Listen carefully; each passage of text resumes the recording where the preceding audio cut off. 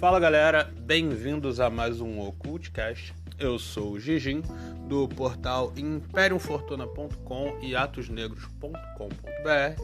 E continuando o nosso tema sobre Goetia, uma coisa que as pessoas me perguntam muito é sobre uma coisa que eu sempre levanto quando alguém chega pra mim dizendo que pratica Goetia há muito tempo e etc.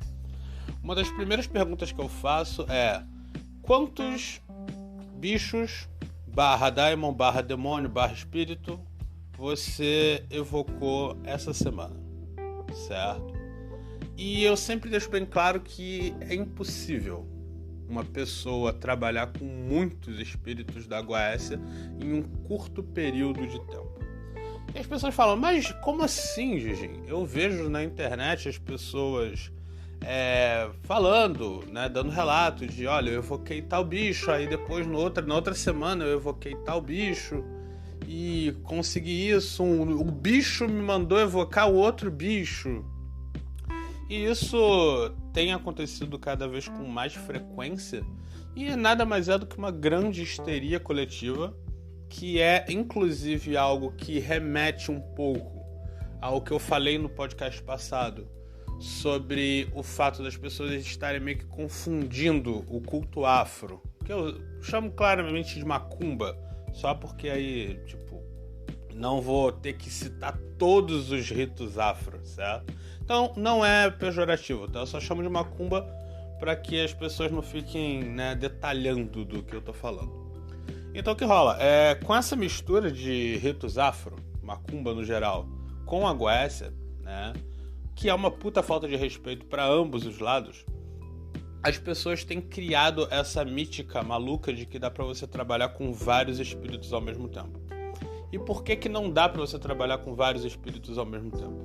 Primeira coisa, se você realmente estiver praticando a Goetia e você estudou Salomão e etc., você vai dar uma lida e vai perceber que os próprios ritos, certo, já deixam bem claro que é difícil, demorado e complicado para que você consiga fazer uma evocação dar certa.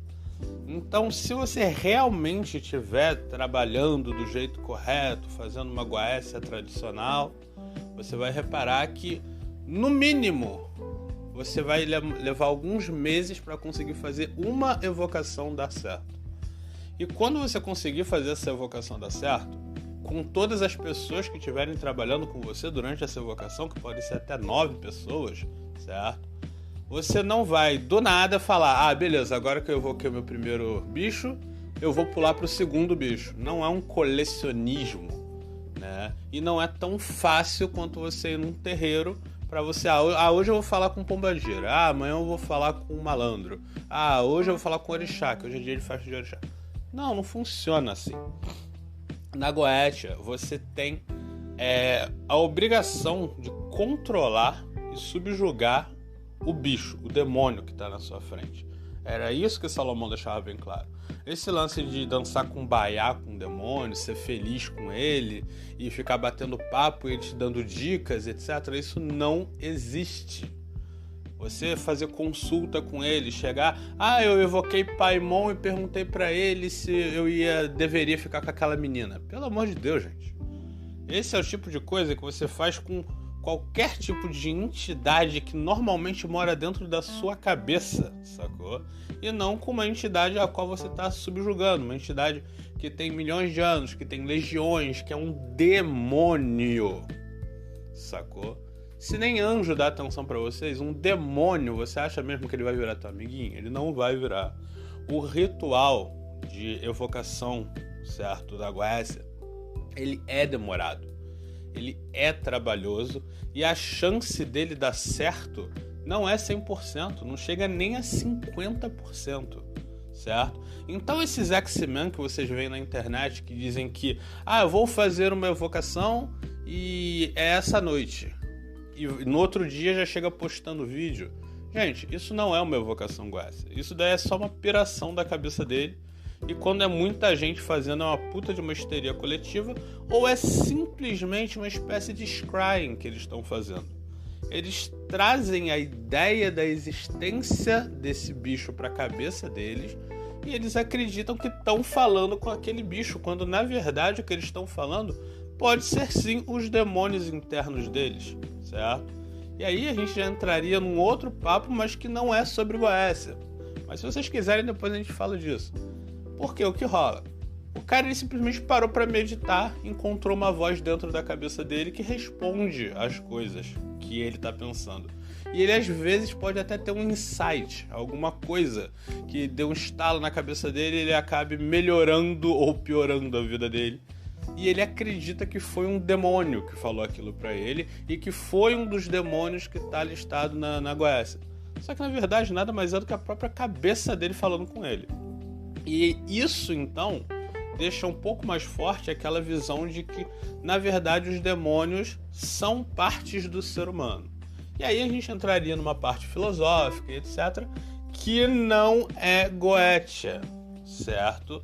A área filosófica de você acreditar que tem 72 demônios morando na sua cabeça e que esses 72 demônios moravam na cabeça de Salomão e eles ajudaram ele a construir o templo mental, né? Meu Deus do céu, pelo amor de Deus, isso não é Goécia, sacou?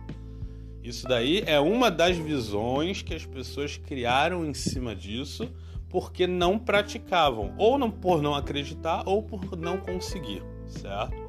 Então não viajem muito em cima disso, sacaram? Então todo esse povo tá maluco? Maluco não. Eles encontraram outras formas, né? E um exemplo disso que as pessoas sacaneiam muito é a Goetia Patchworking, certo? Porque a Goetia Patchworking, o que é? É uma espécie de projeção mental onde você encontra com um demônio dentro de algum lugar, certo? Que você criou na sua cabeça. Você não precisa de triângulo, você não precisa de círculo de proteção, você não precisa de anel de Salomão, você só precisa da sua ferramenta hiperafiada, que nada mais é do que a sua mente e a sua imaginação. E por que nasceu isso? Nasceu isso quando falaram que a magia era mental.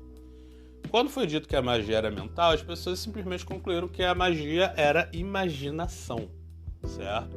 E que todo o resto era imaginação. Então, os demônios são fruto da imaginação, os anjos são fruto da imaginação, e isso nem é uma visão tão horrível, porque é uma visão bem racional das coisas, certo?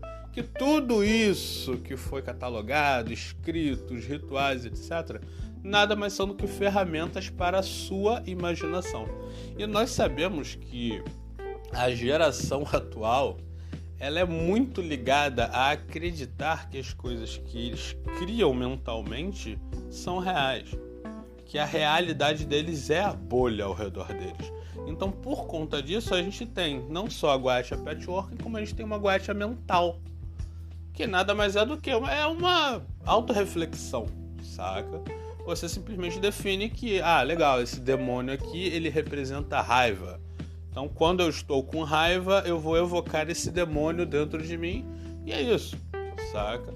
Todos os nomes, histórias, etc., a forma como ele aparece, tudo isso foi do primeiro homem que evocou aquele bicho e escreveu daquela forma.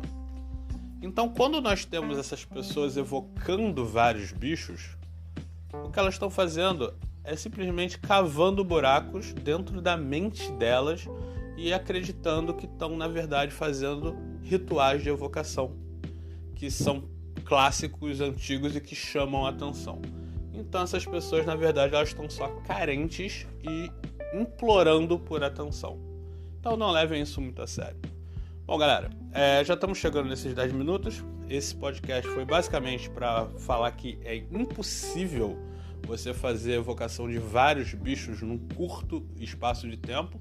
Primeiro, porque é inútil. Segundo, porque seria perigoso. E que o que as pessoas fazem é histeria coletiva. Bom, por hoje é só. Então, procurem a gente no Facebook, procurem a gente nos nossos endereços impériofortuna.com e atosnegros.com.br. Se você gosta do nosso material e quer que a gente continue criando, a gente tem o nosso Apoia-se. O link está aqui nos comentários do YouTube e na descrição, na postagem. Então, até a próxima. fortuna.